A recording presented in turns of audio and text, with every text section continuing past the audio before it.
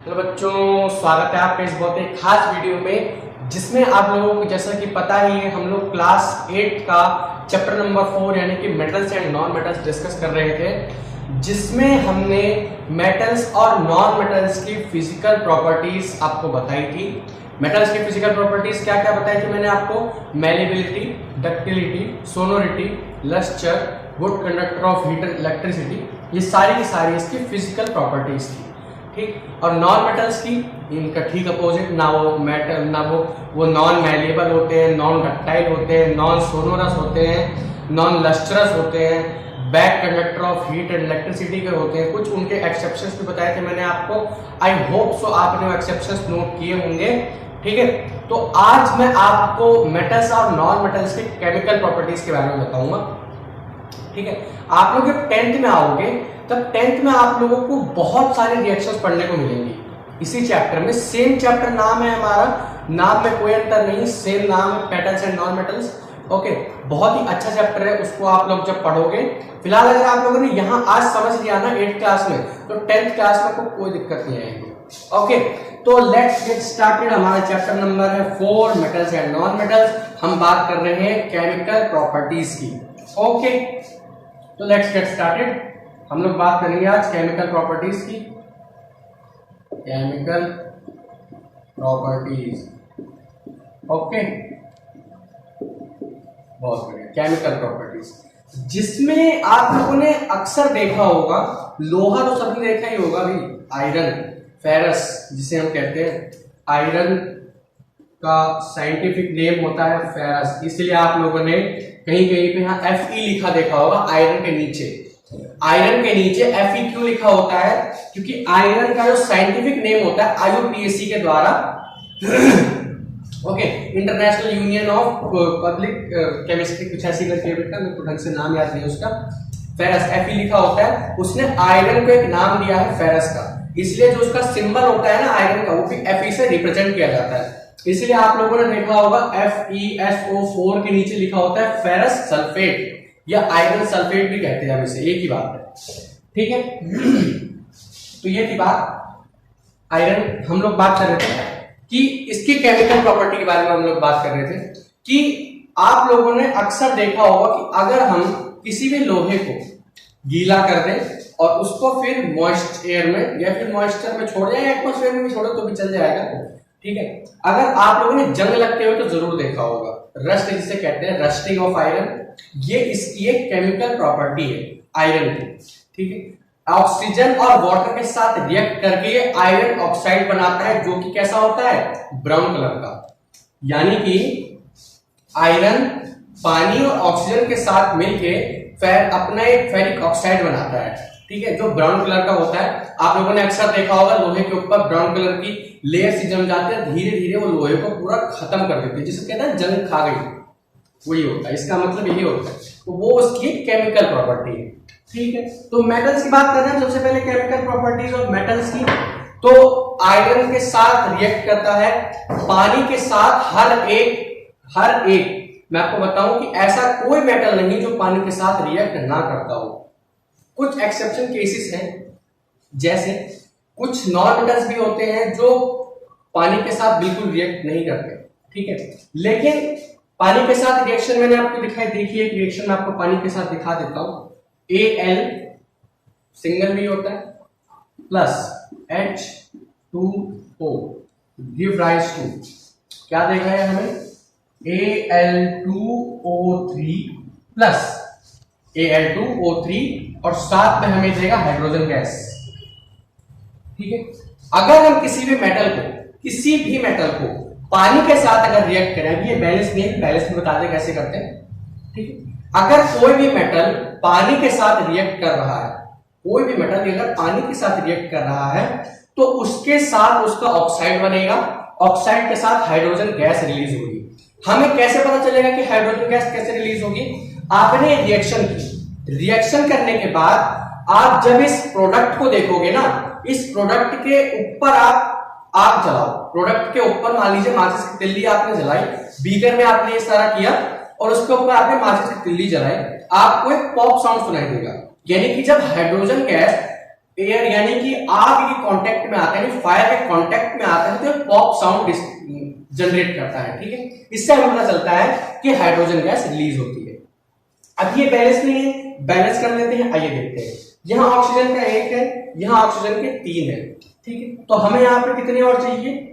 3। यहाँ 3 मैंने लगा दिया, तो हाइड्रोजन के 6 हो गए। तो यहाँ पे मैंने 3 लगा दिया। अब यहाँ पे एल्यूमिनियम 2 है, ये आपकी बैलेंस हो गई इक्वेशन। यहाँ देखिए 2 aluminium 2 aluminium, 3 oxygen 3 oxygen, 6 hydrogen 6 hydrogen, balance हो गया आपकी इक्वेशन, ठीक है। बहुत बढ़िया। इस तरीके से हम एक इक्वेशन बना सकते हैं। वाटर के साथ रिएक्ट करने पे आपका ऑक्साइड प्रोड्यूस होगा और क्या बनेगा? मेटेलिक ऑक्साइड बनेगा, क्योंकि मेटल के साथ रिएक्ट किया है। दूसरा चीज हाइड्रोजन गैस रिलीज होगी, ठीक। मेटेलिक ऑक्साइड और हाइड्रोजन गैस। ध्यान रखना, जब कभी भी हम किसी भी मेटल को अगर हम पानी के साथ रिएक्ट करते हैं, पानी यानी वाटर के साथ, ठीक, तो उसके साथ हमें क्या क्या मिलेगा? मेटेलिक ऑक्साइड और हाइड्रोजन गैस। अब बात आती है नॉन मेटल। नॉन मेटल को रिएक्ट करेंगे, वहां पे हमारा नॉन मेटेलिक ऑक्साइड बन जाएगा, बस ये अंतर है। हाइड्रोजन गैस वहां पे भी रिलीज होगी, ठीक है। वहां हमारा क्या बन जाएगा? Non metallic oxide. बस मेटल के साथ रिएक्ट करेंगे तो मेटेलिक ऑक्साइड हाइड्रोजन गैस, और नॉन मेटल के साथ रिएक्ट करेंगे तो नॉन मेटेलिक ऑक्साइड और हाइड्रोजन गैस, ये दोनों चीजें। तो वाटर के साथ रिएक्ट कर लिया। सबसे पहला था हमारा वाटर के साथ रिएक्शन हो चुका है हमारा, ठीक है। दूसरी चीज, अब अगर हम किसी भी मेटल को, मान लीजिए आप लोगों ने सोडियम और फास्फोरस रिएक्टिविटी सीरीज अगर आप लोगों ने देखी हो, आई होप सो आपको शायद पता हो, रिएक्टिविटी सीरीज में यानी कि कोई भी मेटल कितना जल्दी किसी भी मॉइस्चर किसी भी टेम्परेचर में रिएक्ट करता है, वो उसकी रिएक्टिविटी कहलाती है किसी भी मेटल की। जैसे मैं आपको सोडियम का एग्जांपल देता हूं। सोडियम का एग्जांपल है, या पोटेशियम का एग्जांपल है, कैल्शियम का एग्जांपल है, ठीक है। ये रिएक्टिविटी सीरीज में सबसे ऊपर होते हैं। क्यों सबसे ऊपर होते हैं? क्योंकि इनका अगर मैं इलेक्ट्रॉनिक कॉन्फ़िगरेशन करूं, इलेक्ट्रॉनिक कॉन्फ़िगरेशन, अगर आप लोग 9th में जब आप लोग आओगे, आप लोगों को वहां पर रिएक्टिविटी सीरीज पढ़ने को मिलेगी। रिएक्टिविटी सीरीज में क्या हमें पता लगता है कि एटॉमिक जो टेबल है हमारी, जो हमारी टेबल बनती है पीरियोडिक टेबल, उसमें सोडियम आता है हमारा 11 नंबर पे। किस पे आता है? 11 नंबर पे। और के, एल, एम और एन, ये एक एटम की 4 शेल्स होती हैं, जिसके अंदर हम एलिमेंट्स यानी कि इलेक्ट्रॉन्स भरते हैं। आप लोग 10th में आओगे तो ये के, एल, एम, एन हट के यहाँ पे एस, पी, डी और एफ आ जाएगा। समझ रहे हो बात? 9th में आप लोग के, एल, एम, एन पढ़ोगे, 10th में आप लोग एसपीडीएफ पढ़ोगे, ओके। के, एल, एम, एन कैसे भरते हैं? 2n स्क्वायर से, ये एक फॉर्मूला है, इसकी मदद से के, एल, एम, एन में भरा जाता है। एसपीडीएफ में भरने का अलग तरीका है, वो भी मैं आपको बताऊंगा, लेकिन अभी आपकी जरूरत की नहीं है। जब आप लोग 10th में आ जाओगे तब मैं आपको भी बताऊंगा, ओके। एसपीडीएफ और के, L, M, N 2n square में भरा जाता है, इसलिए के शेल में हमेशा 2 इलेक्ट्रॉन भरे जाएंगे, एल में 8, एम में, यानी ये भी मान्य नहीं है। पहले शेल में हमेशा, ये मान लीजिए किसी भी एटम का न्यूक्लियस है, ये इसकी पहली शेल हो गई, ये इसकी दूसरी शेल हो गई, ठीक है। तो फर्स्ट शेल में केवल 2 इलेक्ट्रॉन भरे जाएंगे, दूसरे शेल में 8 इलेक्ट्रॉन भरे जाएंगे, इस तरीके से दूसरे शेल में 8 इलेक्ट्रॉन भरे जाएंगे। ये रूल है, पहले शेल में 2, दूसरे में 8। तो इस हिसाब से सोडियम का इलेक्ट्रॉनिक कॉन्फ़िगरेशन बनता है हमारा, पहले शेल में 2, दूसरे में 8 और तीसरे में 1, क्योंकि एक ही तो बचा हमारे पास। 11 नंबर पे आता है, 2, 8, 10 और 1, 11, यानी कि ये एक इलेक्ट्रॉन खुशी खुशी किसी भी एलिमेंट को दे देगा, क्योंकि इसको अपना ऑक्टेट कंप्लीट करना है। ये सब बहुत अच्छी बात है, मैं आपको बताऊंगा, लेकिन क्लियरली थोड़ा समझ लीजिए रिएक्टिविटी सीरीज क्या होती है। एक इलेक्ट्रॉन किसी भी एलिमेंट को दे देगा, ठीक, किसी भी एलिमेंट को दे देगा तो इसका ऑक्टेट कंप्लीट हो जाएगा, यानी कि 2 का ऑक्टेट कंप्लीट इसका, यानी कि ये किसी के भी साथ रिएक्ट बहुत जल्दी करेगा। यानी किसी भी एलिमेंट को 1 की जरूरत है तो उसके साथ तुरंत रिएक्ट करेगा, किसी को 1 की जरूरत ना भी हो तो भी ये हर एक के साथ रिएक्ट कर लेता है। अगर हम सोडियम को खुली एयर में छोड़ देना, जैसे मान लीजिए यहाँ पे खुली एयर है बिल्कुल, ठीक है, हाथ मैंने रखा, अपने आप आग जल जाएगी सोडियम के लिए, अपने आप लगेगी। आपको मैं प्रूफ भी दिखा दूंगा, क्योंकि सोडियम किसी को भी इस तरीके से नहीं दिया जाता। आप लोग लैबोरेटरीज में भी देखोगे, वहां आपको कभी भी सोडियम नहीं मिलेगा। जो सॉलिड फॉर्म में जो सोडियम होता है वो आपको कभी नहीं मिलेगा। क्यों नहीं मिलता? क्योंकि उसके लिए आपको एक प्रॉपर लाइसेंस चाहिए होता है, ठीक है। तो इस तरीके से सोडियम की रिएक्टिविटी सीरीज टॉप पे। केरोसिन का भी यही चीज होती है। केरोसिन आता है हमारा 19 नंबर पे, 19 नंबर पे आता है। 19 पे आता है, तो इसको ब्रेक करेंगे तो 2 8 10 हो गया, 8 और 1, 2 8 8 और 1, ठीक। तो ये भी एक एलिमेंट बहुत खुशी खुशी किसी को भी दे देगा, तो ये भी बहुत रिएक्टिव होता है, ये सोडियम, ठीक है। उसके बाद ये, फिर ये इस तरीके से आता है। ये फर्स्ट पीरियड फर्स्ट ग्रुप का होता है, सोडियम पोटेशियम रुबिडियम, इस तरीके से। इसमें वैलेंसी +1 ही होती है हमेशा, क्योंकि ये एक लूज कर देता है, तो उसके पास नंबर ऑफ प्रोटॉन्स ज्यादा हो जाते हैं, इसलिए ये हमेशा पॉजिटिव साइन का होता है, ठीक। तो ये सारी बहुत गूढ़ बातें हैं बच्चों, 10th में आओगे आप लोग को अच्छे से समझ आएंगी। अभी आपके समझ में नहीं आ रही होंगी, आई होप सो। मुझे पता है आप में से बहुत से लोग सोच रहे होंगे कि मैं क्या बता रहा हूँ, ये मैं 8th का पढ़ा रहा था, फिर एकदम से 10th का घुस गया, ठीक है। तो हम केमिकल प्रॉपर्टी पढ़ रहे थे, जो उसकी मैंने आपको बताया रिएक्टिविटी सीरीज बताना जरूरी था। रिएक्टिविटी सीरीज आप लोगों को, ठीक, वाटर के साथ रिएक्ट किया तो हमारा क्या बना, metallic oxide plus hydrogen gas with metal. Metal के साथ अगर करेंगे तो, और नॉन मेटल के साथ करेंगे तो non metallic oxide hydrogen gas, अगर नॉन मेटल के साथ किया तो, ठीक है। तो आई बात समझ में यहां तक कि कैसे मैंने आपको रिएक्टिविटी सीरीज बताई है। और ये लास्ट में जो ये है हमारा, कि अगर मेटल के साथ रिएक्ट करते हैं वाटर को तो नॉन मेटेलिक ऑक्साइड, ये ठीक है। यहां तक बात समझ में क्लियर हुआ कुछ कॉन्सेप्ट। अब बात करते हैं एसिड के साथ रिएक्शन पे क्या होता है।